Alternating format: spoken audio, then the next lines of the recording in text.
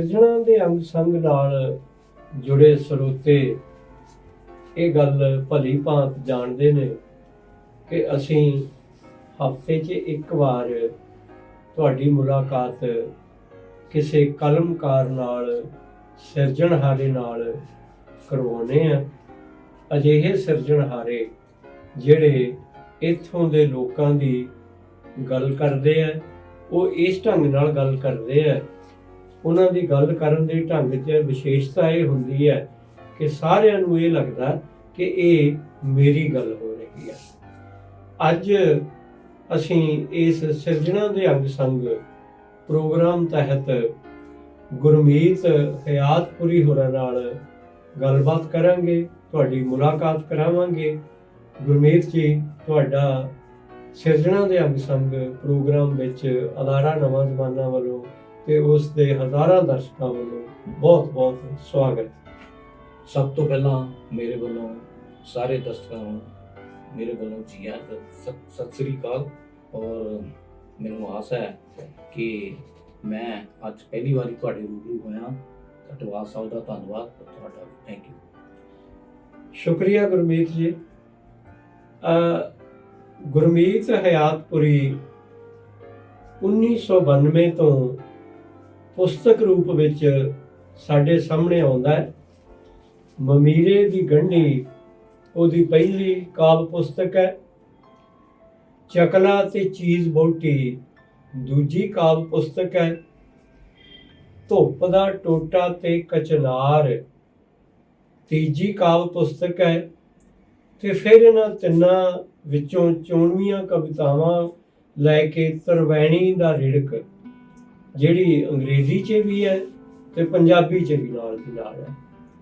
ਇਸ ਤੋਂ ਬਾਅਦ ਉਹਦੀ 2022 ਦੇ ਵਿੱਚ ਇਸ ਸਾਲ ਇੱਕ ਲੰਬੀ ਕਵਿਤਾ ਆਉਂਦੀ ਹੈ, ਯਾਰਾਂ ਦਰੀ।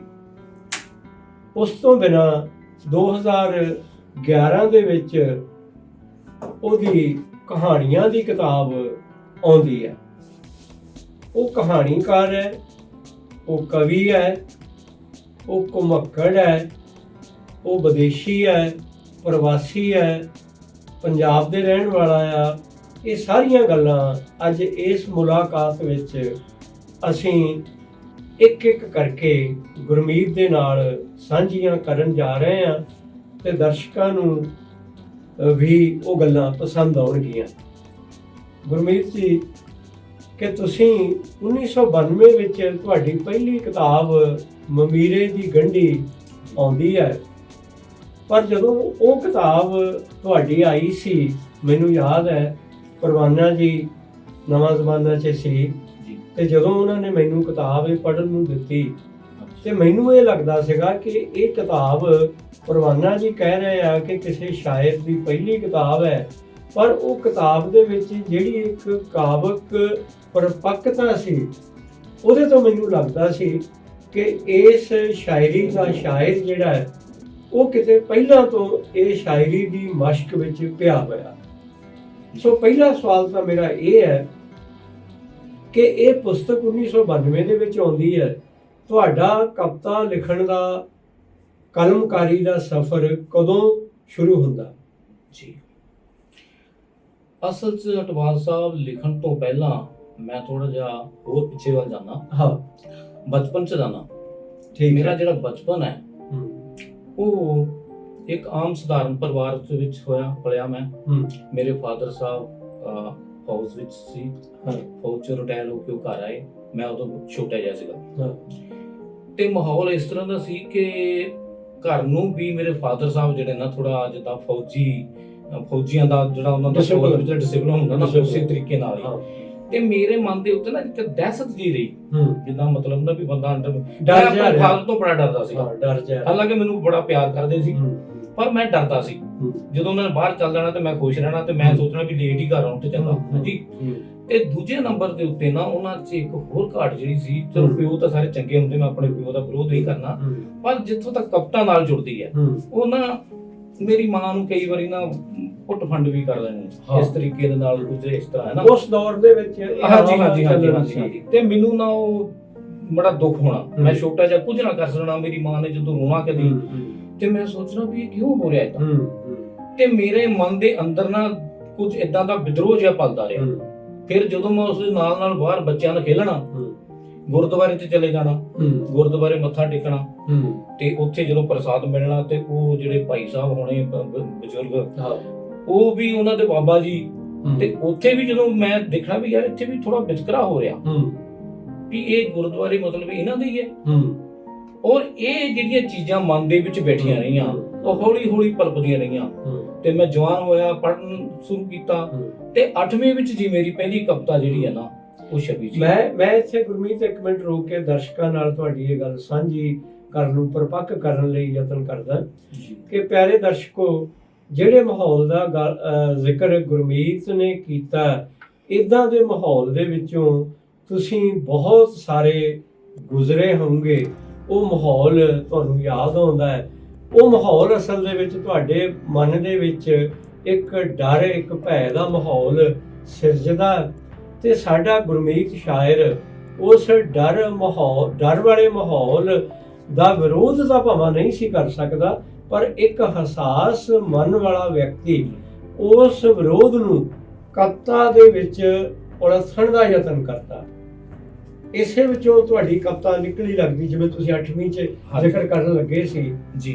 ਹਾਂਜੀ, ਉਸ ਤੋਂ ਬਾਅਦ ਇਦਾਂ ਹੋਇਆ ਵੀ ਕਵਿਤਾ ਦੀ ਜਿਹੜੀ ਸਿਰਜਣਾ ਕਿਵੇਂ ਹੋਈ, ਇਹ ਵੀ ਇੱਕ ਕਹਾਣੀ ਹੈ। ਅੱਛਾ ਜੀ। ਉਹਦੇ 'ਚ ਇਦਾਂ ਸੀ ਭਈ ਮੇਰੇ ਸੰਪਰਕ ਦੇ ਵਿੱਚ ਸਾਡੇ ਨੇੜੇ ਸੀ ਮਾਸਟਰ ਜੋ ਸਿੰਘ ਜੀ। ਅੱਛਾ, ਬੜੇ ਵੱਡੇ ਵਿਦਵਾਨ ਨੇ ਉਹ। ਤਾਂ ਹੋਰ ਵੀ ਜਿਹੜੇ ਟੀਚਰ ਸੀ ਉਹ ਸਾਹਿਤ ਨਾਲ ਜੁੜੇ ਹੋਏ ਸੀ। ਮੇਰੀ ਸਿਸਟਰ ਕਾਲਜ ਆਪਣੇ ਗਵਰਨਮੈਂਟ ਕਾਲਜ ਟਾਂਡਾ 'ਚ ਪੜ੍ਹਦੇ ਸੀ ਉਹਨਾਂ ਦੇ। ਅੱਛਾ। ਸੋ ਤੋਂ ਤਾਰਕਾ ਮੰਡਲ ਮੈਗਜ਼ੀਨ ਸਭ ਤੋਂ ਤਾਰਕਾ ਮੰਡਲ, ਹਾਂਜੀ, ਉਹ ਲੈ ਕੇ ਆਉਂਦੇ ਸੀ ਤੇ ਮੈਂ ਕਵਿਤਾਵਾਂ ਪੜ੍ਹਨੀਆਂ। ਤੇ ਮੇਰੇ ਮਨ ਵਿੱਚ ਵੀ ਚੇਟਕ ਜਿੱਦਾਂ ਮਤਲਬ ਅੰਦਰੋਂ ਇੱਕ ਵਿਦਰੋਹ ਸੀ, ਤੇ ਦੂਜਾ ਕਿ ਮੈਂ ਕੁਝ ਇਦਾਂ ਦਾ ਕੁਝ ਲਿਖਾਂ ਮੈਂ। ਤੇ ਇਤਫਾਕ ਦੇ ਨਾਲ ਮੇਰੇ ਇੱਕ ਕਲਾਸ ਫੈਲੋ ਸੀ, ਮੇਰੀ ਕੁੜੀ ਸੀ, ਤਾਂ ਉਹ ਅੱਜ ਕੱਲ ਇੱਕ ਬੜੇ ਵੱਡੇ ਕਾਲਜ ਦੇ ਪ੍ਰਿੰਸੀਪਲ ਨੇ। ਉਹ ਲਿਖ ਕੇ ਲਿਆਉਂਦੇ ਸੀਗੇ, ਤੇ ਜਦੋਂ ਉਹਨੇ ਲਿਖਣਾ ਤੇ ਸਾਡੀ ਸਮਝ ਨਹੀਂ ਆਉਣਾ, ਉਹਦਾ ਨਾਂ ਲਿਖਿਆ ਆਉਣਾ, ਤਾਂ ਉਹਨੇ ਕਹਿਣਾ ਕਿ ਮੇਰੀ ਅੱਜ ਕਵਿਤਾ ਛਪੀ ਹੈ, ਅੱਜ ਮੇਰੀ ਕਹਾਣੀ ਛਪੀ ਹੈ, ਸਾਨੂੰ ਆਗੇ ਦੱਸਣੀ ਹੈ। ਤੁਹਾਨੂੰ ਮਤਲਬ ਉਹਨੂੰ ਮਾਣ ਹੋਣਾ, ਤੁਹਾਨੂੰ ਰਸ ਹੋਣਾ ਕਿ ਅਸੀਂ ਵੀ ਇਦਾਂ। ਅਸੀਂ ਵੀ, ਮੈਂ ਸੋਚਣਾ ਯਾਰ ਉਦੋਂ ਲੋਕ ਲਹਿਰ ਅਖਬਾਰ ਸੀ। ਹਾਂ, ਲੋਕ ਲਹਿਰ। ਤੇ ਮੈਂ ਵੀ ਸੋਚਣਾ ਕਿ ਯਾਰ ਮੈਂ ਵੀ ਕਦੀ ਲਿਖਾਂਗਾ ਇਦਾਂ, ਮੇਰਾ ਵੀ ਨਾਂ ਛਪੇ। ਮੈਂ ਮਤਲਬ ਆਪਣੀ ਮੈਂ ਕਵਿਤਾ ਲਿਖਣੀ ਸ਼ੁਰੂ ਕੀਤੀ। ਉਹ ਮੈਂ ਭੇਜਣੀ, ਨਹੀਂ ਛਪਣੀ, ਮੈਂ ਵੀ ਦੇਖਣੀ ਅਖਬਾਰ ਐਤਵਾਰ ਨੂੰ ਵੀ ਮੇਰੀ ਕਿਤੇ ਛਪਦੀ ਹੈ। ਏਦਾਂ ਕਰਦੇ ਕਰਦੇ ਸਾਲ ਲੱਗ ਗਿਆ। ਫਿਰ ਮੈਂ ਇੱਕ ਕਵਿਤਾ ਲਿਖੀ ਮਜ਼ਦੂਰ ਦੇ ਉੱਤੇ। ਅੱਛਾ। ਜੋ ਸਿੰਘ ਦੇ ਮੈਂ ਸੰਪਰਕ ਸੀ, ਉਹਨਾਂ ਨੇ ਮੈਨੂੰ ਦੱਸਣਾ ਵੀ ਇਦਾਂ ਪੜ੍ਹ ਮਜ਼ਦੂਰ ਬਾਰੇ, ਜਿੱਦਾਂ ਹੈ ਦੱਬੇ ਕੁਚਲੇ ਲੋਕਾਂ ਲਈ ਕੁਝ ਲਿਖਾ। ਮੈਨੂੰ ਯਾਦ ਆ, ਉਦੋਂ ਮੈਂ 8ਵੀਂ ਜਮਾਤ 'ਚ ਪੜ੍ਹਦਾ ਸੀ, ਤੇ ਮੈਂ ਕਵਿਤਾ ਲਿਖੀ ਦਾਣਿਆਂ ਵਾਂਗੂ ਭੁੱਜਣ ਸਰੀਰ। ਉਹਦੇ ਅੱਗੇ ਦੋ ਲਫ਼ਜ਼ ਇਸ ਤਰ੍ਹਾਂ ਸੀ ਮੇਰੇ ਖਿਆਲ 'ਚ ਕਿ ਚਮਕਦੀ ਸੁੰਦਰ ਸੜਕ ਦੇ ਕੰਢੇ, ਫਟੇ ਪੁਰਾਣੇ ਕੱਪੜਿਆਂ ਵਿੱਚ ਪਾਣੀ ਵਾਜੋਂ ਜੀਭਾਂ ਲਮਕਣ, ਜੀਭਾਂ ਨਿਕਲਣ ਪੱਥਰਾਂ ਨੂੰ ਪਏ ਕਰਨ ਬਰੀਕ ਦਾਣਿਆਂ ਵਾਂਗੂ ਭੁੱਜਣ ਸਰੀਰ। ਇਸ ਤਰ੍ਹਾਂ ਦੀ ਇੱਕ ਲੰਬੀ ਕਵਿਤਾ ਮੈਂ ਲਿਖੀ। ਠੀਕ ਹੈ। ਤੇ ਉਹ ਮੈਂ ਜਦੋਂ ਅਗਲਾ ਐਤਵਾਰ ਆਇਆ ਤੇ ਨਵਾਂ ਜ਼ਮਾਨਾ 'ਚ ਲਿਖਿਆ ਕਿ ਇਹ 8ਵੀਂ ਜਮਾਤ ਦੇ ਵਿਦਿਆਰਥੀ ਵੱਲੋਂ ਲਿਖੀ ਕਵਿਤਾ, ਮੇਰਾ ਨਾਂ ਲਿਖਿਆ ਹੋਇਆ। ਅੱਛਾ। ਉਹ ਕਵਿਤਾ ਛਪੀ। ਚਲੋ, ਨਵਾਂ ਜ਼ਮਾਨਾ ਨੂੰ ਇਹ ਜਾਂਦਾ ਹੈ ਕਿ ਤੁਹਾਨੂੰ ਪਹਿਲੀ ਵਾਰੀ ਨਵਾਂ ਜ਼ਮਾਨਾ ਛਾਪਿਆ, ਨਵਾਂ ਜ਼ਮਾਨਾ ਛਪਿਆ। ਹਾਂਜੀ। ਤੇ ਮੈਨੂੰ ਬੜੀ ਖੁਸ਼ੀ ਹੋਈ ਉਦੋਂ ਕਿ ਵੀ ਮੇਰੀ ਵੀ ਕਵਿਤਾ ਛਪੀ ਹੈ, ਮੈਂ ਵੀ ਜਾ ਕੇ ਦੱਸੀ। ਉਸ ਤੋਂ ਬਾਅਦ ਫਿਰ ਸ਼ੁਰੂਆਤ ਚੱਲਦੀ, ਫਿਰ ਮੈਂ ਲਿਖਦਾ ਰਿਹਾ। ਫਿਰ ਮੈਨੂੰ ਹੌਲੀ ਹੌਲੀ ਬਲ ਆ ਗਿਆ ਲਿਖਣ ਦਾ ਥੋੜਾ ਜਿਹਾ। ਕਵਿਤਾ ਛਪਣ ਲੱਗ ਪਈ, ਵਿੱਚ ਨਹੀਂ ਛਪਣੀਆਂ, ਫਿਰ ਮੈਂ ਕਹਾਣੀਆਂ ਵੀ ਵਿੱਚ ਲਿਖੀਆਂ। ਉਸ ਤੋਂ ਬਾਅਦ ਬਲਬੀਰ ਪਰਵਾਨਾ ਜੀ ਤੁਹਾਡੇ ਗੁਆਂਢੀ। ਹਾਂਜੀ। ਪਰਵਾਨਾ ਜੀ ਤੋਂ ਬਾਅਦ ਫਿਰ ਤੁਹਾਡੇ ਨਾਲ ਵੀ ਸੰਪਰਕ ਹੋਇਆ, ਤੁਹਾਡੇ ਕੋਲ ਚੰਗੀਆਂ ਕਿਤਾਬਾਂ ਮੈਨੂੰ ਪੜ੍ਹਨ ਨੂੰ ਮਿਲੀਆਂ। ਹਾਂਜੀ। ਫਿਰ ਇਸ ਤਰੀਕੇ ਨਾਲ ਮੈਂ ਪੰਜਾਬੀ ਸਾਹਿਤਕ ਮੰਚ, ਪੰਜਾਬੀ ਸਾਹਿਤ ਸਭਾ ਮੁਕੇਰੀਆਂ ਸੀ ਉਦੋਂ, ਉਹਨਾਂ ਨਾਲ ਮੈਂ ਜੁੜਿਆ। ਠੀਕ ਹੈ। ਉਹਦਾ ਜਨਰਲ ਸਕੱਤਰ ਵੀ ਮੈਂ ਰਿਹਾ, ਤੇ ਨਾਲ ਮੈਂ ਲਿਖਦਾ ਰਿਹਾ, ਨਾਲ ਐਕਟੀਵਿਟੀ ਫੰਕਸ਼ਨ ਵੀ ਕਰਾਉਂਦੇ ਰਹੇ ਆਪਾਂ। ਹਾਂਜੀ, ਵੱਡੇ ਫੰਕਸ਼ਨ ਕਰਾਏ। ਉਦੋਂ ਬਰਿਆਮ ਸੰਧੂ ਜੀ ਵੀ ਆਉਂਦੇ ਰਹੇ ਆ, ਤੇ ਤੁਸੀਂ ਵੀ ਆਉਂਦੇ ਰਹੇ। ਤੁਸੀਂ ਨਾ ਜਿਵੇਂ ਪਹਿਲਾਂ ਜ਼ਿਕਰ ਕੀਤਾ ਆਪਣੀ ਸਿਰਜਣਾ ਦੀ ਸ਼ੁਰੂਆਤ ਦਾ। ਹਾਂਜੀ। ਮੈਨੂੰ ਯਾਦ ਹੈ ਜਦੋਂ ਮਮੀਰੇ ਦੀ ਗੰਢੀ ਮੈਂ ਪੜ੍ਹੀ ਸੀ, ਉਹਦੀ ਇੱਕ ਕਵਿਤਾ ਹੈ, ਮੈਂ ਚੁੱਪ ਨਹੀਂ ਰਹਾਂਗਾ ਜੀ। ਹੁਣ ਉਹ ਕਵਿਤਾ ਜਦੋਂ ਪਾਠਕ ਪੜ੍ਹਦਾ ਆ ਜੀ, ਤੇ ਉਹਦੇ ਵਿੱਚ ਇੱਕ ਇਦਾਂ ਦਾ ਸੁਨੇਹਾ ਹੈ ਕਿ ਜੋ ਕੁਝ ਵੀ ਮੈਨੂੰ ਆਲੇ ਦੁਆਲੇ ਦਿਸਦਾ ਚੰਗਾ ਨਹੀਂ, ਮਾਨਵ ਹਤੈਸ਼ੀ ਨਹੀਂ ਜੀ, ਉਹ ਦੇਖ ਕੇ ਮੈਂ ਚੁੱਪ ਨਹੀਂ ਰਹੂੰਗਾ ਜੀ, ਕਿ ਮੈਂ ਇਹਦੇ ਖਿਲਾਫ ਆਵਾਜ਼ ਬੁਲੰਦ ਕਰੂੰਗਾ। ਜੀ ਇਹ ਉਸ ਵੇਲੇ ਕਿਸੇ ਲਹਿਰ ਦੇ ਨਾਲ ਜੁੜਨ ਕਰਕੇ ਇਹ ਇਦਾਂ ਦੀ ਸਮਝ ਦੀ ਪਰਿਪੱਕਤਾ ਹੋਈ ਸੀ, ਜਾਂ ਅਚੇਤ ਮਨ ਦੇ ਵਿੱਚ ਇਹ ਗੱਲਾਂ ਬੈਠੀਆਂ ਸੀ ਕਿਤੇ? ਦੇਖੋ, ਕੁਝ ਤਾਂ ਅਚੇਤ ਮਨ ਦੇ ਵਿੱਚ ਇਹ ਸੀ ਕਿ ਜਿਹੜਾ ਸਮਾਜਿਕ ਸਿਸਟਮ ਹੈ ਸਾਡਾ, ਇਹ ਠੀਕ ਨਹੀਂ ਹੈ, ਠੀਕ ਨਹੀਂ, ਇਹਨੂੰ ਬਦਲਣਾ ਚਾਹੀਦਾ। ਇਸ ਗੱਲ ਦੇ ਉੱਤੇ ਕਿ ਮੈਂ ਜੋ ਮੈਨੂੰ ਨਜ਼ਰ ਆਇਆ, ਜਿਨ੍ਹਾਂ ਲੋਕਾਂ ਨਾਲ ਮੇਰਾ ਵਾਹ ਪਿਆ, ਉਹ ਸਾਰਾ ਕੁਝ ਮੈਨੂੰ ਐਂ ਲੱਗਾ ਕਿ ਯਾਰ ਇਹ ਠੀਕ ਨਹੀਂ ਹੈਗਾ, ਇਹ ਸਾਰਾ ਸਮਾਜ ਜਿਹੜਾ ਹੈ ਇਹਨੂੰ ਬਦਲਣ ਦੀ ਲੋੜ ਹੈ। ਤੇ ਮੈਂ ਜਦੋਂ ਕਿਤਾਬਾਂ ਪੜ੍ਹਨੀਆਂ ਸ਼ੁਰੂ ਕੀਤੀਆਂ ਤੇ ਮੈਨੂੰ ਕਿਤਾਬਾਂ ਮੈਂ ਉਹਨਾਂ ਦੀ ਚੋਣ ਕੀਤੀ ਜਿਹਨਾਂ ਵਿੱਚੋਂ ਮੈਨੂੰ ਇਦਾਂ ਦੀ ਸਿੱਖਿਆ ਮਿਲੀ। ਤੇ ਮੈਂ ਮਤਲਬ ਇੱਕ ਤਾਂ ਇਸ ਤਰ੍ਹਾਂ ਹੋਇਆ। ਦੂਜੇ ਨੰਬਰ ਦੇ ਵਿੱਚ ਉਦੋਂ ਖਾੜਕੂਵਾਦ ਦਾ ਵੀ ਦੌਰ ਸੀਗਾ, ਤੇ ਉਹਦੇ ਵਿੱਚ ਜੋ ਸੀ ਕਿ ਮਤਲਬ ਜਿਸ ਤਰ੍ਹਾਂ ਮੈਂ ਨੋਟ ਕੀਤਾ ਬਈ ਫਿਰ ਮੇਰੀ ਵਿਦਰੋਹੀ ਜਿਹੜੀ ਸੁਰ ਸੀ ਨਾ, ਇਸ ਤਰੀਕੇ ਨਾਲ ਵਿਦਰੋਹੀ ਸੁਰ ਦਾ ਮੈਨੂੰ ਨਾ ਇੱਕ ਹੋਰ ਪ੍ਰਸੰਗ ਵੀ ਯਾਦ ਆਉਂਦਾ ਕਿ ਜਦੋਂ ਨਕਸਲਵਾੜੀ ਮੂਵਮੈਂਟ ਪੰਜਾਬ ਦੇ ਵਿੱਚ ਜ਼ੋਰਾਂ ਤੇ ਸੀ ਜੀ, ਭਾਵੇਂ ਉਹਦੀ ਉਮਰ ਬਹੁਤ ਲੰਬੀ ਨਹੀਂ ਸੀ, ਛੇਤੀ ਉਹ ਖਤਮ ਹੋ ਗਈ ਜਾਂ ਦਬਾ ਦਿੱਤੀ ਗਈ, ਪਰ ਉਸ ਮੂਵਮੈਂਟ ਦੇ ਵਿੱਚੋਂ ਕੁਝ ਇੱਕ ਸ਼ਾਇਰ ਬੜੇ ਖੂਬਸੂਰਤ ਹੋ ਕੇ ਉੱਭਰੇ ਸੀ। ਇੱਥੇ ਮੈਂ ਸਿਰਫ ਦੋ ਬੰਦਿਆਂ ਦਾ ਜ਼ਿਕਰ ਕਰਨਾ ਚਾਹਾਂਗਾ ਜੀ, ਇੱਕ ਪਾਸ਼ ਜੀ, ਦੂਜਾ ਲਾਲ ਸਿੰਘ ਦਿਲ ਦਾ ਜੀ। ਇਹ ਮੈਨੂੰ ਯਾਦ ਹੈ ਕਿ ਜਦੋਂ ਉਸ ਵੇਲੇ ਲੋਕ ਸ਼ਾਇਰੀ ਕਰਦੇ ਸੀ ਤੇ ਬਹੁਤੇ ਲੋਕਾਂ ਦਾ ਆਦਰਸ਼ ਇਹ ਹੁੰਦਾ ਸੀ ਕਿ ਮੈਂ ਪਾਸ਼ ਵਰਗੀ ਕਵਿਤਾ ਲਿਖਾਂ, ਖਾਸ ਕਰਕੇ ਜਿਹੜੀ ਉਹਦੀ ਇਨਕਾਰ ਕਵਿਤਾ ਹੈ ਕਿ ਮੇਰੇ ਤੋਂ ਇਹ ਆਸ ਨਾ ਕਰਿਓ ਕਿ ਮੈਂ ਖੇਤਾਂ ਦਾ ਪੁੱਤ ਹੋ ਕੇ ਤੁਹਾਡੇ ਝਗੜੇ ਹੋਏ ਸਵਾਦਾਂ ਦੀ ਗੱਲ ਕਰਾਂਗਾ, ਜਾਂ ਲਾਲ ਸਿੰਘ ਦਿਲ ਦੀ ਕਵਿਤਾ ਦਾ ਆਪਾਂ ਜ਼ਿਕਰ ਕਰ ਸਕਦੇ ਹਾਂ। ਤੁਸੀਂ ਇਹਨਾਂ ਨੂੰ ਵੀ ਉਦੋਂ ਪੜ੍ਹਿਆ ਸੀਗਾ? ਹਾਂ, ਮੈਂ ਉਹੀ ਗੱਲ ਕਰ ਰਿਹਾ ਸੀ ਕਿ ਜਦੋਂ ਮੈਂ ਲਿਖਣ ਲੱਗਾ ਉਦੋਂ ਜਿਹੜਾ ਦੌਰ ਸੀ ਉਹ ਉਹਨੂੰ ਮੈਂ ਉਹ ਤੋਂ ਪ੍ਰਭਾਵਿਤ ਨਹੀਂ ਹੋਇਆ ਕਿ ਉਹਦੇ ਤੋਂ ਮੈਂ ਕੁਝ ਸਿੱਖਿਆ। ਲੇਕਿਨ ਮੈਂ ਵਿਦਰੋਹੀ ਕਵੀ, ਮੈਂ ਜਿਹੜੇ ਉਹ ਜਿਹੜਾ ਪਹਿਲਾਂ ਦੌਰ ਦੀ ਤੁਸੀਂ ਗੱਲ ਕਰ ਰਹੇ ਹੋ, ਪਾਸ ਨੂੰ ਮੈਂ ਪੜ੍ਹਿਆ।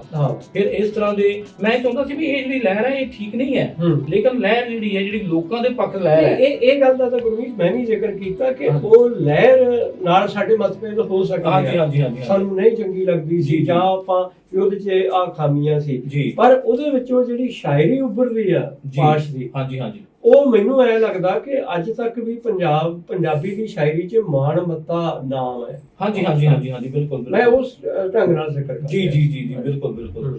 ਤੇ ਮੈਂ ਫਿਰ ਪਾਸ ਨੂੰ ਵੀ ਪੜ੍ਹਿਆ। ਪਾਸ ਦਾ ਮੇਰੇ ਤੇ ਬਹੁਤ ਪ੍ਰਭਾਵ ਰਿਹਾ ਤੇ ਮੈਂ ਮਤਲਬ ਮੇਰੀ 1987 ਦੇ ਵਿੱਚ ਗੁਰਸਰਨ ਭਾਜੀ ਨੇ ਕਿਤਾਬ ਛਾਪੀ ਸੀ, ਪੰਜਾਬ ਦੀ ਪ੍ਰਤੀਨਿਧ ਕਵਿਤਾ। ਉਹਦੇ ਵਿੱਚ ਪੀੜਾਂ ਦੀ ਪਿਉਂਦ ਮੇਰੀ ਇੱਕ ਕਵਿਤਾ ਆ। ਹਾਂਜੀ। ਤੇ ਉਹ ਮਤਲਬ ਇਹ ਸਾਰਾ ਕੁਝ ਇਸ ਤਰੀਕੇ ਨਾਲ ਹੋਇਆ।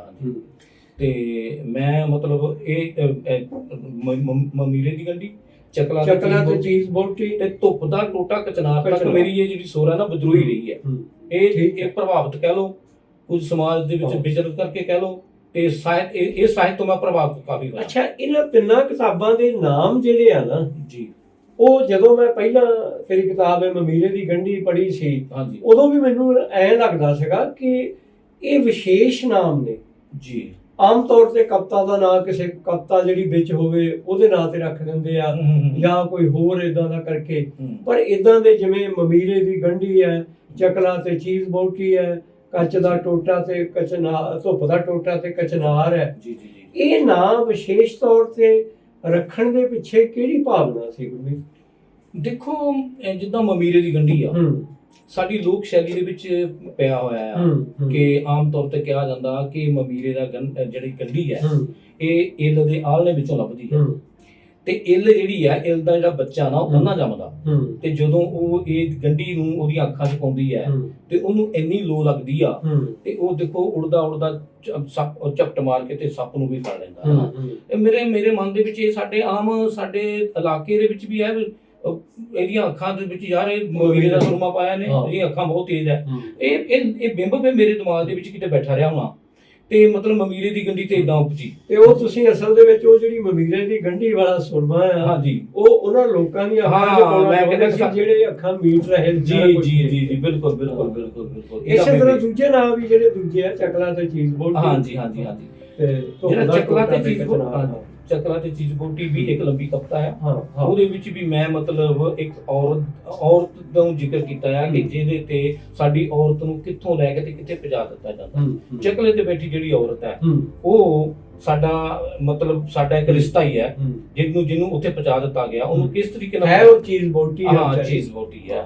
ਤੇ ਉਹਨੂੰ ਉਹਦਾ ਮੈਂ ਫਿਰ ਪਿਛਲੀਆਂ ਇਤਿਹਾਸ ਦੀਆਂ ਹਵਾਲੇ ਦੇ ਕੇ ਜਾਂ ਉਹਦੇ ਬਿੰਬ ਦੇ ਕੇ ਉਹਦੇ ਵਿੱਚ ਜ਼ਿਕਰ ਕੀਤਾ ਹੈ।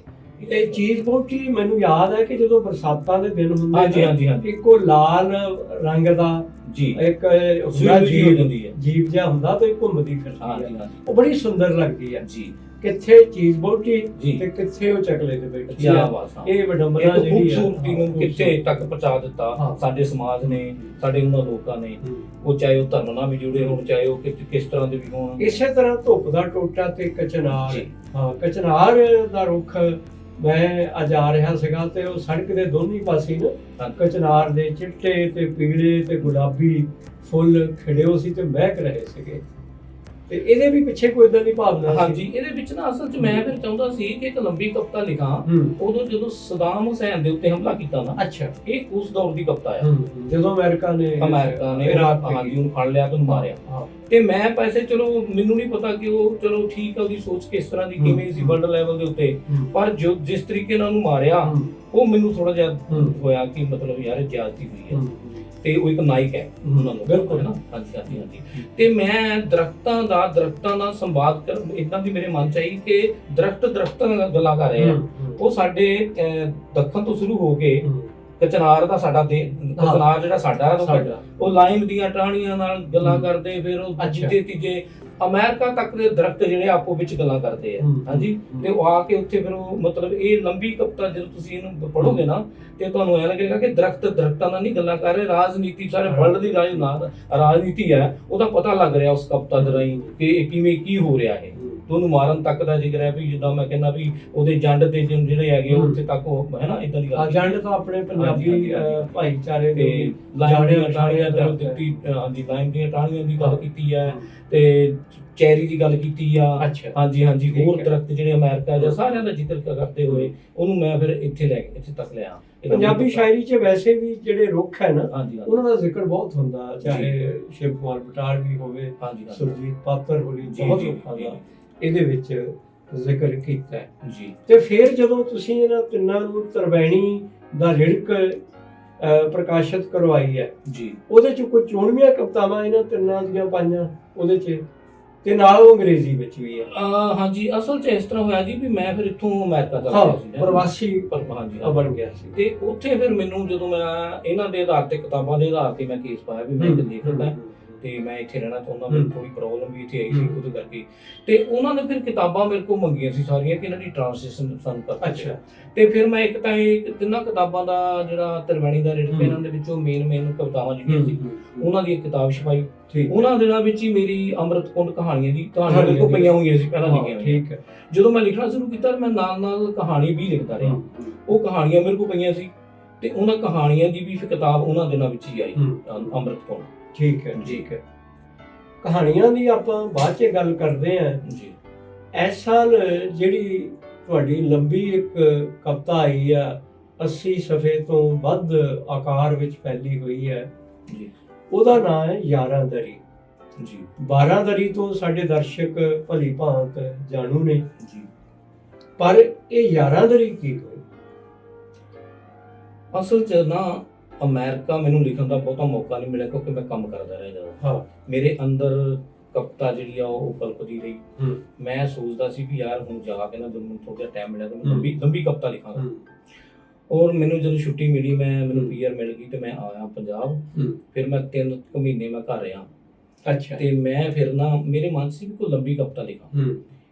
ਇੱਕ ਮੁਹੱਬਤ ਦੀ ਪ੍ਰਤੀਕ ਹੈ ਕਿ ਸਾਡੀ ਜਿਹੜੀ ਧਰਤੀ ਦੇ ਉੱਤੇ ਜਿਹੜੀ ਮੁਹੱਬਤ, ਪਾਕ ਮੁਹੱਬਤ ਹੈ, ਇਹ ਕਾਇਮ ਰਹਿਣੀ ਹੈ ਤੇ ਇਹ ਕਾਇਮ ਰਹਿਣੀ ਹੈ ਤੇ ਇਹਦੇ ਆਲੇ ਦੁਆਲੇ ਸਾਰੀ ਕਵਿਤਾ ਜਿਹੜੀ ਆ ਘੁੰਮਦੀ ਹੈ। ਤੇ ਫਿਰ ਮੈਂ ਸੋਚਦਾ ਇਹਦਾ ਨਾਂ ਕੀ ਰੱਖਾਂ। ਇੱਕ ਦੋ ਨਾਮ ਮੈਂ ਹੋਰ ਸਿਲੈਕਟ ਕੀਤੇ। ਆ ਜਾ ਕੇ ਮੈਨੂੰ ਨਾ ਜਿਹੜੀ 12 ਦਰੀ ਹੈ, ਜਿੱਦਾਂ ਤੁਸੀਂ ਗੱਲ ਕਰਦੇ 12 ਦਰੀਆਂ, ਤੇ ਇਹ ਮੈਂ ਦੇਖਦਾ ਰਿਹਾ ਕਿ ਸਾਡੇ ਲਾਗੇ ਹੁੰਦੀ ਸੀ 12 ਦਰੀ, ਤੇ ਮੈਂ ਕਦੀ ਚਾਹੁੰਦਾ ਸੀ ਵੀ ਯਾਰ ਇਹਨੂੰ ਪੰਜਾਬੀ ਭਵਨ ਬਣਾ ਦਈਏ ਤੇ ਪੰਜਾਬੀ ਭਵਨ ਬਣਾ ਦਈਏ, ਲੋਕਾਂ ਦਾ ਲੋਕ ਇੱਥੇ ਸਾਰੇ ਇਕੱਠੇ ਹੋਣ। ਫਿਰ ਜਦੋਂ ਮੇਰੇ ਮਨ 'ਚ ਆਈ ਵੀ ਯਾਰ ਇਹ 11 ਦਰੀ ਹੈ ਤੇ ਇਹਨੂੰ ਪੰਜਾਬੀ ਭਵਨ ਬਣਾਉਣਾ, ਤੇ ਮੇਰੀ ਕਵਿਤਾ ਏਦਾਂ ਕੋਈ ਤਾਲਮੇਲ ਜਿਹਾ ਹੁੰਦਾ ਰਿਹਾ।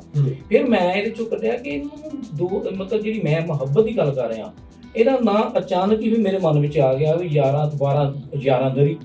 ਤੇ ਮੈਂ ਕਈਆਂ ਨੂੰ ਅਜੇ ਵੀ ਕਹਿੰਦਾ, ਉਹ ਕਹਿੰਦੇ 11 ਦਰੀ 11 ਦਰ ਨਹੀਂ ਹੁੰਦੇ ਯਾਰ, 12 ਦਰੀ ਹੁੰਦੀ ਆ। ਮੈਂ ਕਹਿੰਦਾ ਨਹੀਂ, ਇਹ 11 ਦਰੀ ਮੈਂ ਜਈਆ ਪਾਇਆ, ਇਹਦੇ ਨਾਲ ਸਾਰਾ ਇਹਦਾ ਕਨਸੈਪਟ ਬਦਲ ਦਿੱਤਾ, ਇਹਦਾ ਨਾਮ ਬਦਲ ਦਿੱਤਾ ਜੀ। ਫਿਰ ਮੈਂ ਉਹਦੇ ਆਲੇ ਦੁਆਲੇ ਕਵਿਤਾ ਜਿਹੜੀ ਹੈ ਰਚੀ ਹੈ, ਤੇ ਲੰਬੀ ਕਵਿਤਾ ਆ।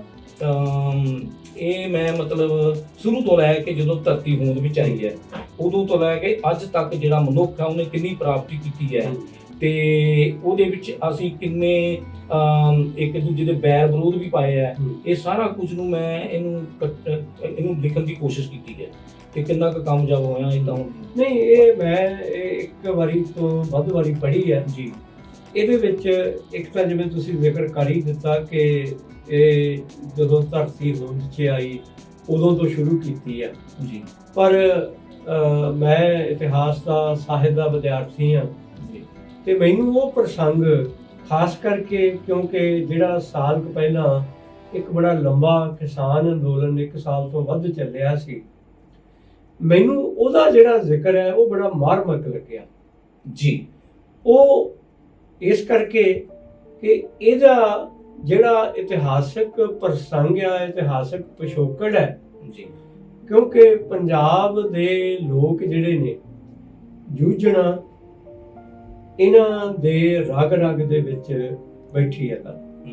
ਤੇ ਜਿਹੜੀ ਉਹ ਪੁਰਾਣੀ ਗੱਲ ਹੈ ਕਿ ਵੀ ਮੈਨੂੰ ਯਾਦ ਹੈ ਕਿ ਬੜੀ ਕਵਿਤਾ ਇਹਦੇ ਬਾਰੇ ਸਾਲ ਭਰ ਲਿਖੀ ਗਈ ਕਿ ਜਿਹੜਾ 100 ਸਾਲ ਤੋਂ ਵੱਧ ਸਮਾਂ ਪਹਿਲਾਂ ਇੱਕ ਅੰਦੋਲਨ ਹੋਇਆ ਸੀ ਅਜੀਤ ਸਿੰਘ ਹੋਰਾਂ ਨੇ। ਮੈਂ ਕਵਿਤਾ ਦੇ ਨਾਲ ਅੰਦੋਲਨ ਦੀ ਗੱਲ ਜੋੜਨ ਦਾ ਯਤਨ ਕਰ ਰਿਹਾ ਜੀ ਕਿ ਉਹ ਅੰਦੋਲਨ ਦਾ ਨਾਂ ਸੀਗਾ ਕਿ ਜ਼ਮੀਨ ਦੀ ਇੱਕ ਨਵਾਂ ਕਾਨੂੰਨ ਉਹਨਾਂ ਨੇ ਬਣਾਇਆ ਸੀ ਆਬਾਦਕਾਰੀ ਦਾ, ਕਿ ਉਹਨਾਂ ਜ਼ਮੀਨਾਂ ਦੀ ਮਾਲਕੀ ਨਹੀਂ ਸੀ ਦੇਣੀ, ਉਹਨਾਂ ਨੂੰ ਮਾਲਕੀ ਲੈਣ ਦੇ ਲਈ ਆਬਾਦਕਾਰ ਇਹੋ ਇੱਕ ਜਦੋਜਹਿਦ ਸੀ। ਪਰ ਉੱਥੇ ਇੱਕ ਸ਼ਾਇਰ ਆਉਂਦਾ ਬਣ ਕੇ ਤਿਆਰ, ਉਹ ਇੱਕ ਕਵਿਤਾ ਪੜ੍ਹਦਾ ਹੈ, ਪਗੜੀ ਸੰਭਾਲ ਜੱਟਾ ਪਗੜੀ ਸੰਭਾਲ, ਲੁੱਟ ਲਿਆ ਮਾਲ ਤੇਰਾ ਲੁੱਟ ਲਿਆ ਮਾਲ। ਉਹ ਹੋਇਆ ਇਹ ਗੁਰਮੀਤ ਕਿ ਬਹੁਤ ਲੋਕਾਂ ਨੂੰ ਆਪਾਂ ਨੂੰ ਪਤਾ ਹੈ ਕਿ ਉਸ ਲਹਿਰ ਦਾ ਨਾਂ ਹੀ ਉਹ ਸੀਗੀ ਆਬਾਦਕਾਰਾਂ ਦੀ ਜਦੋਜਹਿਦ ਜੀ, ਉਹਦਾ ਨਾਂ ਹੀ ਇਹ ਪੈ ਗਿਆ ਕਿ ਪਗੜੀ ਸੰਭਾਲ ਲਹਿਰ। ਅੱਜ ਵੀ ਜਦੋਂ ਉਹਨੂੰ ਮੈਂ ਯਾਦ ਕਰਦਾ ਜਾਂ ਕੋਈ ਵੀ ਇਤਿਹਾਸ ਫਰੋਲਣ ਵਾਲਾ ਯਾਦ ਕਰਦਾ, ਉਹ ਕਹਿੰਦਾ ਪਗੜੀ ਸੰਭਾਲ ਲਹਿਰ ਆ ਸੀਗੀ। ਕਵਿਤਾ ਦੇ ਵਿੱਚ ਇੰਨੀ ਜ਼ਿਆਦਾ ਤਾਕਤ ਹੁੰਦੀ ਹੈ ਜੀ। ਇਹ ਜਦੋਂ ਮੈਂ ਤੁਹਾਡੀ ਕਵਿਤਾ ਪੜ੍ਹ ਰਿਹਾ ਸੀਗਾ ਜੀ, ਤੇ ਮੈਨੂੰ ਇਹ ਲੱਗਿਆ ਕਿ ਜਿਹੜਾ ਪੰਜਾਬ ਦਾ ਕੋਈ ਵੀ ਵਾਸੀ ਹੈ ਜੀ, ਉਹ ਚਾਹੇ ਅੰਨ ਉਗਾਉਣ ਦੇ ਨਾਲ ਸਿੱਧੇ ਤੌਰ ਤੇ ਅਸਿੱਧੇ ਤੌਰ ਤੇ ਨਹੀਂ ਵੀ ਜੁੜਿਆ ਹੋਇਆ ਜੀ, ਉਹਨੂੰ ਉਸ ਅੰਦੋਲਨ ਦੇ ਬਾਰੇ ਚਿੰਤਾ ਹੈ ਕਿ ਇਹ ਕਾਮਯਾਬ ਹੀ ਹੋਵੇ। ਠੀਕ। ਇਹ ਉਹਨਾਂ ਦਿਨਾਂ ਦੇ ਵਿੱਚ ਮੈਂ ਬਹੁਤੇ ਲੋਕਾਂ ਨਾਲ ਗੱਲ ਕਰਕੇ ਵੀ ਵੇਖੀ ਹੈ, ਬੜੀ ਕਵਿਤਾ ਵੀ ਆਈ ਹੈ, ਹੋਰ ਵੀ ਕਹਾਣੀਆਂ ਵੀ ਆਈਆਂ। ਇਹ ਹਰ ਇੱਕ ਨੂੰ ਚਿੰਤਾ ਸੀ। ਇਦਾਂ ਦੀ ਚਿੰਤਾ ਕੋਈ ਤੁਹਾਡੇ ਮਨ 'ਚ ਵੀ ਸੀ? ਬਿਲਕੁਲ। ਦੇਖੋ ਜਦੋਂ ਮੈਂ ਆਇਆ ਨਾ, ਕਿਉਂਕਿ ਜਦੋਂ ਤੁਸੀਂ ਅਮਰੀਕਾ ਤੋਂ ਆਏ ਆ ਉਦੋਂ ਅੰਦੋਲਨ ਜੋਬਨ ਤੇ ਸੀ, ਉਦੋਂ ਇਹ ਅੰਦੋਲਨ ਜੋਬਨ ਤੇ ਸੀ, ਤੇ ਮੇਰੇ ਮਨ ਵਿੱਚ ਜਿਹੜਾ ਸੀ ਨਾ, ਤੇ ਮੈਨੂੰ ਇਹ ਲੱਗਾ ਕਿ ਵੀ ਮੈਂ ਇਹਦੇ ਵਿੱਚ ਮੈਨੂੰ ਤਾਂ ਇਹ ਜਿਹੜਾ ਅੰਦੋਲਨ ਹੈ ਅਸਲ ਦੇ ਵਿੱਚ, ਕਿਉਂਕਿ ਮੈਂ ਸਮਾਜ ਨੂੰ ਬਦਲਣ ਦੀ ਗੱਲ ਕਰਦਾ, ਤੇ ਇਹ ਅੰਦੋਲਨ ਜਿਹੜਾ ਮੈਨੂੰ ਐਂ ਲੱਗਾ ਕਿ ਆਵਾਮ ਦਾ ਅੰਦੋਲਨ ਹੈ, ਬੜਾ ਕੁਝ ਕਰ ਸਕਦਾ, ਇਹ ਤੇ ਹੇਠਲੀ ਉੱਤੇ ਕਰ ਸਕਦਾ। ਔਰ ਇਹ ਕਵਿਤਾ ਨੂੰ ਮੈਂ ਜਦੋਂ ਅਖੀਰ ਦੇ ਵਿੱਚ ਉਹ ਸ਼ੁਰੂ ਤੋਂ ਕਰਕੇ ਧਰਤੀ ਦੀ ਹੋਂਦ ਤੋਂ ਸ਼ੁਰੂ ਕਰਕੇ ਮੈਂ ਕਿਸਾਨੀ ਅੰਦੋਲਨ ਤੱਕ ਇਹਨੂੰ ਲਿਆਂਦਾ। ਕਾਫੀ ਲੰਬਾ ਹਿੱਸਾ। ਔਰ ਉਹਦੇ ਵਿੱਚ ਮੈਂ ਕਿਸਾਨਾਂ ਵੱਲੋਂ ਦੱਸ ਰਿਹਾ, ਮੈਂ ਇਹਦੇ ਵਿੱਚ ਲਿਖਿਆ ਆ ਕਿ ਇਹ ਜੇ ਐਵੇਂ ਚੱਲਦਾ ਰਿਹਾ ਤੇ ਜੋ ਅਸੀਂ ਜੋ ਚਾਹੁੰਦੇ ਆ, ਜਿਹੜੇ ਸਾਡਾ ਸੁਪਨਾ ਆ ਸਮਾਜ ਨੂੰ ਬਦਲਣ ਦਾ, ਉਹ ਬਦਲਿਆ ਜਾ ਸਕਦਾ। ਉਹਦਾ ਆਪਾਂ ਨੂੰ ਅਸਰ ਦੀਦਾ ਵੀ ਹੈ ਕਿ ਚਲੋ ਉਹਦੇ 'ਚ ਕਿਸਾਨਾਂ ਨੂੰ ਕਾਮਯਾਬੀ ਤਾਂ ਗੁਰਮੀਤ ਹੋਈ ਜੀ।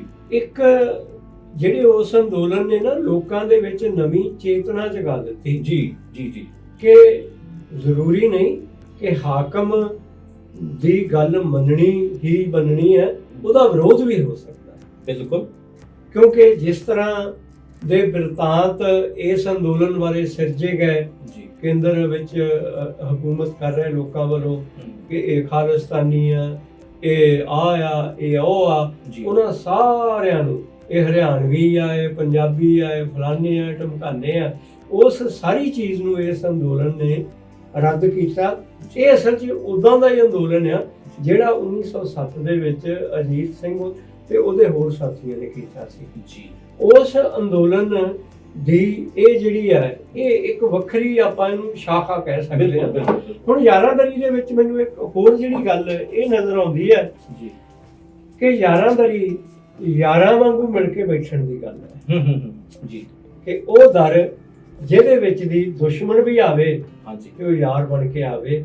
ਮੈਨੂੰ ਕੋਈ ਬੰਦਾ ਜ਼ਿਕਰ ਕਰ ਰਿਹਾ ਸੀ ਕਿ ਜਦੋਂ ਇਹ ਅੰਦੋਲਨ ਚੱਲ ਰਿਹਾ ਸੀਗਾ ਹਾਂਜੀ, ਉਸ ਵੇਲੇ ਕੁਝ ਇੱਕ ਲੋਕ ਹਮਲਾ ਕਰਨ ਵੀ ਆਏ ਜੀ, ਕਿ ਇਹਨਾਂ ਨੂੰ ਉਖਾੜੀਏ, ਪਰ ਇਹਨਾਂ ਦੀ ਏਕਤਾ ਸਾਹਮਣੇ ਉਹ ਪਿੱਛੇ ਮੁੜ ਗਏ। ਹਾਂਜੀ ਹਾਂਜੀ, ਇਹਦਾ ਦਾ ਜ਼ਿਕਰ ਤੇਰੀ ਕਵਿਤਾ 'ਚ ਵੀ ਆਉਂਦਾ। ਅਸਲ 'ਚ ਇਹੀ ਗੱਲ ਮੈਂ ਉਹਦੇ ਵਿੱਚ ਕੀਤੀ ਹੈ ਕਿ ਜੇ ਭਾਈਚਾਰਕ ਸਾਂਝ ਇਹਨਾਂ ਇਕੱਠੀ ਹੋਈ, ਹਾਂ, ਲੋਕ ਇਕੱਠੇ ਹੋਏ, ਧਰਮਾਂ ਜਾਤਾਂ ਤੋਂ ਉੱਠ ਕੇ ਇਕੱਠੇ ਹੋਏ, ਤੇ ਇਹ ਯਾਰਾਂ ਦਰ ਦਾ ਮੇਰਾ ਕਨਸੈਪਟ ਜਿਹੜਾ ਉਹ ਵੀ ਇਹੀ ਹੈ ਕਿ ਯਾਰਾਂ ਦਾ ਦਰ ਜਿਹੜਾ ਆ, ਯਾਰਾਂ ਦਰੀ ਇਹ ਕਿਤਾਬ ਮੈਨੂੰ ਨਾ ਕਈ ਇਦਾਂ ਦੇ ਦੋਸਤ ਮਿੱਤਰ ਵੀ ਮਿਲਦੇ ਆ, ਕਈ ਸਾਡੇ ਬੜੇ ਸਿਆਣੇ ਆਲੋਚਕ ਵੀ ਆ, ਉਹ ਵੀ ਇਹ ਗੱਲ ਕਹਿੰਦੇ ਆ ਕਿ ਜਿਹੜੀ ਨਾ ਲਹਿਰਾਂ ਨਾਲ ਜੁੜ ਕੇ ਕਵਿਤਾ ਲਿਖੀ ਜਾਂਦੀ ਆ ਜੀ, ਇਹ ਐਵੇਂ ਰਿਵਾਜੀ ਜੀ ਕਵਿਤਾ ਹੁੰਦੀ ਆ। ਇੱਕ ਬੰਦੇ ਦਾ ਹੀ ਸ਼ਬਦ ਉਹ ਵਰਤ ਰਿਹਾ, ਰਿਵਾਜੀ ਕਵਿਤਾ ਹੁੰਦੀ ਆ। ਪਰ ਮੈਨੂੰ ਐ ਲੱਗਦਾ ਹੁੰਦਾ ਕਿ ਜਿਹੜੀ ਲਹਿਰਾਂ ਨਾਲ ਜੁੜ ਕੇ ਲਿਖਿਆ ਬਹੁਤ ਕੁਛ ਜਾਂਦਾ, ਪਰ ਉਹਦੇ ਚੋਂ ਛਾਣਨਾ ਲੱਗ ਕੇ ਕੁਝ ਇੱਕ ਕਵਿਤਾਵਾਂ ਹੀ ਤੁਹਾਡੇ ਤੱਕ ਆਉਣੀਆਂ ਹੁੰਦੀਆਂ ਜੀ। ਉਹ ਚਾਹੇ ਨਕਸਲਵਾੜੀ ਮੂਵਮੈਂਟ ਦੀਆਂ ਹੋਣ, ਚਾਹੇ ਸਾਡੇ ਪ੍ਰਗਤੀਵਾਦੀ ਦੌਰ ਦੀਆਂ ਹੋਣ, ਚਾਹੇ ਇਸ ਕਿਸਾਨੀ ਦੌਰ ਦੀਆਂ ਹੋਣ। ਤੇ ਮੈਨੂੰ ਐ ਲੱਗਦਾ ਕਿ ਜਿਹੜੀ ਤੇਰੀ ਯਾਰਾਂਦਰੀ ਹੈ, ਇਹ ਜਦੋਂ ਕੁਝ ਸਮੇਂ ਬਾਅਦ ਲੋਕ ਉਸ ਅੰਦੋਲਨ ਦੀ ਗੱਲ ਕਰਨਗੇ ਤੇ ਤੇਰੀ ਯਾਰਾਂਦਰੀ ਦੀ ਜ਼ਰੂਰ ਗੱਲ ਕਰਨਗੇ। ਹਾਂ, ਹੁਣ ਆਪਾਂ ਥੋੜੀ ਜਿਹੀ ਗੱਲ ਕਰ ਲਈਏ ਤੇਰੀ ਕਹਾਣੀਆਂ ਦੀ ਕਿਤਾਬ ਬਾਰੇ। ਉਹ ਅੰਮ੍ਰਿਤ ਕੁੰਡ ਜੀ, ਹਾਂ, ਅੰਮ੍ਰਿਤ ਕੁੰਡ ਕਹਾਣੀਆਂ ਦੀ ਕਿਤਾਬ ਸੀ।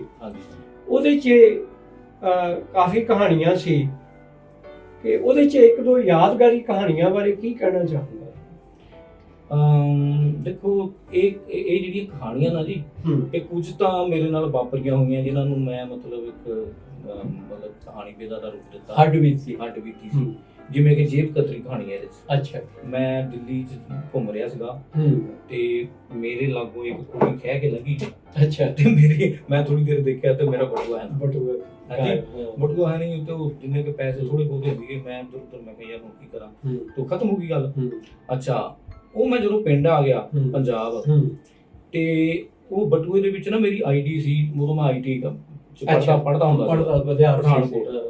ਉਸ ਐਡਰੈਸ ਦੇ ਉੱਤੇ ਮੈਨੂੰ ਲੈਟਰ ਆਇਆ ਤੇ ਜਿਹਦੇ ਵਿੱਚ ਮੇਰਾ ਨਾ ਉਹ ਆਈਡੈਂਟੀ ਕਾਰਡ ਸਾਰਾ ਕੁਝ, ਪੈਸੇ ਜਿਹੜੇ ਸੀ ਉਹ ਕੱਢ ਲਏ ਸੀ, ਤੇ ਉਹ ਬਟੂਆ ਜਿਹੜਾ ਪੋਸਟ ਉਹ ਐਡਰੈਸ ਦੇ ਨਾਂ ਦੇ ਉੱਤੇ ਪੋਸਟ ਕਰਕੇ ਤੇ ਭੇਜਿਆ। ਅੱਛਾ, ਮਿਲ ਗਿਆ ਮੈਨੂੰ। ਤੇ ਜਦੋਂ ਮੈਂ ਦੇਖਿਆ ਤੇ ਮੈਂ ਕਿਹਾ ਬਟੂਆ ਤੇ ਉੱਥੇ ਗੁੰਮ ਹੋਇਆ ਸੀ, ਤੇ ਮੈਨੂੰ ਅਹਿਸਾਸ ਵੀ ਸੀ ਵੀ ਮੇਰੇ ਲਾਗੋਂ ਇੱਕ ਕੁੜੀ ਲੰਘੀ ਤੇ ਉਹ ਮੇਰਾ ਬਟੂਆ ਕੱਢਿਆ। ਫਿਰ ਮੈਂ ਮੇਰੇ ਮਨ 'ਚ ਆਇਆ ਵੀ ਦੇਖੋ, ਘੱਟੋ ਘੱਟ ਕਰੈਕਟਰ ਤੇ ਹੈ ਨਾ, ਹੈ ਨਾ, ਹੋ ਸਕਦਾ ਕਿ ਉਹਨੂੰ ਪੈਸੇ ਦੀ ਕਿਤੇ ਲੋੜ ਬਹੁਤ ਹੋਵੇ। ਫਿਰ ਮੈਂ ਉਹ ਜੇਬ ਕਤਰੀ ਦੀਆਂ ਮਜਬੂਰੀਆਂ ਕਲਪਨਾ ਦੇ ਵਿੱਚ ਲੈ ਕੇ ਕਿ ਉਹਨੇ ਕਿੱਦਾਂ ਵੀ ਮੈਂ ਉੱਥੋਂ ਆਈਟੀ ਤੋਂ ਜਾ ਰਿਹਾ, ਇੱਕ ਸ਼ਾਇਰ ਟਾਈਪ ਦਾ ਬੰਦਾ ਜਾ ਰਿਹਾ, ਉਹਦਾ ਪੂਰਾ ਦਿੱਲੀ ਦਾ ਜਿਓਗ੍ਰਾਫੀਆ ਮੈਂ ਪੇਸ਼ ਕੀਤਾ, ਤੇ ਉਹਦੇ ਵਿੱਚ ਉਹ ਨਾਲ ਲੱਗ ਰਹੀ ਆ, ਉਹ ਕੱਢਦੀ ਬਟੂਆ ਫਿਰ ਪਾ ਦਿੰਦੀ ਹੈ, ਫਿਰ ਕਰਦੀ ਕਿ ਉਹਦੀ ਭਾਵਨਾ ਹੈ ਕਿ ਮੈਂ ਨਹੀਂ, ਪਰ ਉਹ ਅਖੀਰ 'ਚ ਕੱਢ ਲੈਂਦੀ ਹੈ। ਇਸ ਤਰ੍ਹਾਂ ਦੀ ਮੈਂ ਕਹਾਣੀ ਰਚੀ ਤੇ ਮੈਂ ਉਹਦੇ ਕਰੈਕਟਰ ਨੂੰ ਜਿਹੜਾ ਨਾ ਵਰਨ ਉਹਨੂੰ ਵੀ ਉਹਦੀਆਂ ਕੀ ਮਜਬੂਰੀਆਂ ਸੀ, ਪਰ ਉਹਦੀ ਇਮਾਨਦਾਰੀ ਆਉਂਦੀ ਆ ਕਿ ਉਹਨੂੰ ਲੱਗਦਾ ਸੀਗਾ ਕਿ ਇਹ ਜਿਹੜਾ ਆ ਉਹਨੂੰ ਲੋੜ ਹੋਊ ਬੰਦੇ ਨੂੰ, ਮੈਂ ਉਹਨੂੰ ਵਾਪਸ ਭੇਜ ਦੇਵਾਂ। ਹਾਂਜੀ, ਇਸ ਤਰ੍ਹਾਂ ਅੰਮ੍ਰਿਤ ਕੁੰਡ ਜਿਹੜੀ ਆ ਇੱਕ ਸਿੰਬੋਲਿਕ ਕਹਾਣੀ ਹੈ। ਇਹ ਵੀ ਮੇਰੇ ਨਾਲ ਇਹ ਵੀ ਮੇਰੇ ਨਾਲ ਬੀਤੀ ਹੋਈ ਕਹਾਣੀ ਹੈ। ਮੇਰੀ ਨਿੱਜੀ ਜ਼ਿੰਦਗੀ ਦੇ ਵਿੱਚ ਇੱਕ ਬੜਾ ਵੱਡਾ ਇਦਾਂ ਦਾ ਕੋਈ ਉਤਲ ਹੋਈ ਸੀ ਜਿਹਦੇ ਆਧਾਰ ਤੇ ਮੈਂ ਲਿਖੀ ਹੈ। ਇੱਥੇ ਇਨਾਮ ਲਟਕਦਾ ਰਿਹਾ ਇਦਾਂ ਦੀ। ਇਹਦੇ ਬਾਰੇ ਕੁਝ ਕਹਿਣਾ ਚਾਹੋਗੇ? ਇਹ ਐਵੇਂ ਸੀ ਕਿ ਜਦੋਂ ਇਹ ਦੌਰ ਸੀ ਨਾ ਜਿਹੜਾ ਚੱਲਿਆ ਖਾੜਕੂ ਬਾਦ ਦਾ, ਤੇ ਇਹਦੇ ਵਿੱਚ ਕੁਝ ਉਦੋਂ ਜਿਹੜੀ ਆ ਪੁਲਿਸ ਜਿਹੜੀ ਜ਼ਿਆਦਤੀ ਕਰਦੀ ਹੁੰਦੀ ਸੀ, ਤੇ ਕਹਿੰਦੇ ਹੁੰਦੇ ਸੀ ਵੀ ਇਨਾਮ ਦੇ ਰੱਖ ਦੇਣਾ ਕਿ ਤੁਸੀਂ ਇੰਨੇ ਬੰਦੇ ਕਰ ਲਓ, ਇਦਾਂ ਕਰੋ। ਤੇ ਉਹ ਜਿਹੜਾ ਆ ਉਹ ਮੈਂ ਇੱਕ ਇਹ 'ਚ ਕਰੈਕਟਰ ਲਿਆ ਕਿ ਉਹ ਜਦੋਂ ਕਰ ਰਿਹਾ ਤੇ ਉਹ ਇਨਾਮ ਵੀ ਨਹੀਂ ਉਹਨੂੰ ਮਿਲਦਾ, ਤੇ ਉਹ ਬੜੇ ਬੰਦੇ ਇਦਾਂ ਨਜਾਇਜ਼ ਮਾਰ ਇਦਾਂ ਹੋ ਜਾਂਦਾ, ਤੇ ਪਰ ਉਹ ਇਨਾਮ ਜਿਹੜਾ ਉਵੇਂ ਨਹੀਂ ਲਟਕਦਾ ਰਿਹਾ।